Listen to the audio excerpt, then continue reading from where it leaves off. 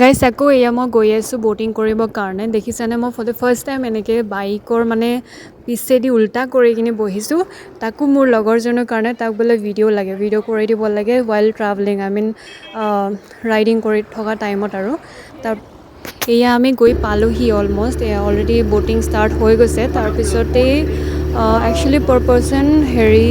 কিমান লৈছিলে 200 টকাকৈ লৈছিলে জাষ্ট ফৰ মানে 30 to 1 hours I think in between date only তাৰপিছতে দেখিছেনে একচুৱেলি এটা ডাঙৰ বেক ৱাটাৰ বুলি কয় এইফালে কিন্তু এটা ডাঙৰ দ্বীপৰ নিচিনা আৰু তাৰ মাজত মানে একদম পূৰা এটা হেৰি আছে ঢাপ আছে দ্বীপ আৰু তেনেকৈ তাতে মানে বহুত চৰাই আছে একদম চৰাইৰ কাৰণে এইটো জেগা মানে ফেমাছ হয় মানে একদম গৈ কিনি পূৰা ওচৰৰ পৰা চাব পাৰি আৰু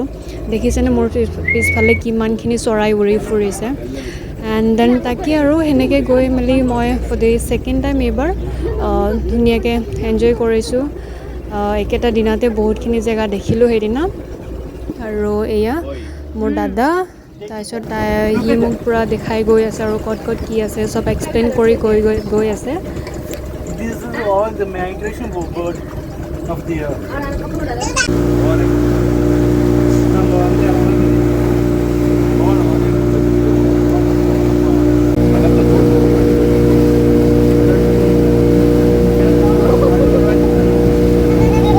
ইভিনিং ছানছেটটো চাবচোন ইমান ধুনীয়া লাগিছে